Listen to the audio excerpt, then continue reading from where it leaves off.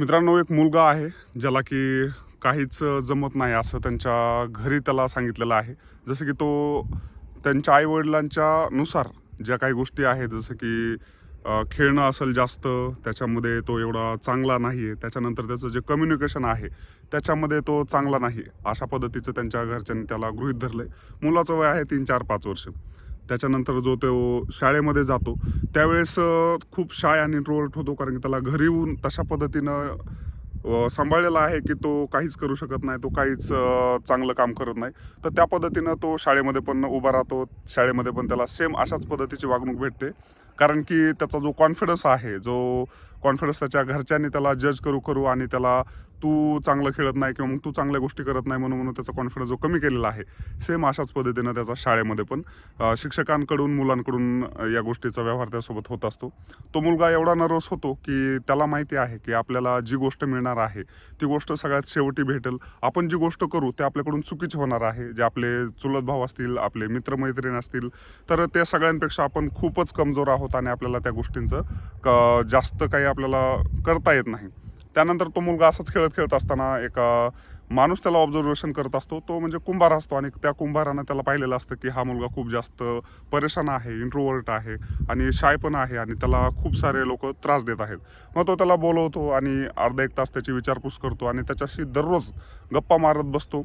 आणि त्या मुलाला ते आवडतं. त्या ठिकाणी त्याला जज केल्या जात नाही आणि ते कुंभार जो आहे तो त्याला फ्रीली बोलत आहे. आणि एक दिवशी असंच चांगलं चालत असताना त्या मुलाच्या हातातून एक पॉट फुटल्या जातं.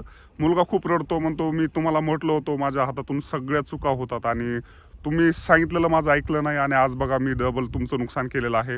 आणि मुलगा ज्यावेळेस रडतो त्यावेळेस कुंभार हळूहळू तो तुकडे जमा करतो, त्या तुकड्यांना जोडतो आणि जे काही क्रॅक आलेले ज्या काही गोष्टी आहेत तिथं सिल्वर आणि गोल्डन कलर देऊन त्याला एकदम सुंदर अशा पद्धतीचं स्पॉट बनवतो आणि ते पॉट जे आहे ते बाजारामध्ये 5 पट जास्त किमतीने विकलं जातं.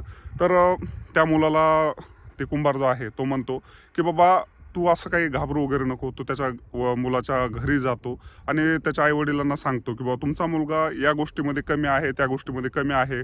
तर ह्या सगळ्या गोष्टी त्या मुलावर जे लहानपणापासून परिणाम करतात, त्या गोष्टीला तुम्ही एवढं महत्त्व देऊ नका. तुम्ही त्या मुलाला जास्तीत जास्त त्याच्यामध्ये जो चांगला गुण आहे तो एक्सप्लोर करायला शिकवा, जेणेकरून तो जो चांगला गुण आहे त्याला जास्त त्याचा बेनिफिट घेता येईल. ज्या गोष्टी कमी आहेत, ज्या क्रॅक आहेत, त्या गोष्टी तुम्ही जर जास्त त्याला दाखवत गेलात तर तुमचा मुलगा आयुष्यामध्ये तुमच्यामुळं त्या पद्धतीनं समाजासमोर एक चुकीचं उदाहरण ठरेल. तर मित्रांनो, त्याच्या आईवडिलांच्या पण ती गोष्ट लक्षात येते. आणि मग अशाच पद्धतीनं आपलं पण आहे. आपण प्रत्येक गोष्ट चांगली करू शकत नाहीत. लोक आपल्याला जज करतात. लोकांच्या ज्या काही गोष्टी आहेत, लोकांना वाटतं की आपण असंच राहायला पाहिजे किंवा मग आपण हे केलं तर बेस्ट आहे.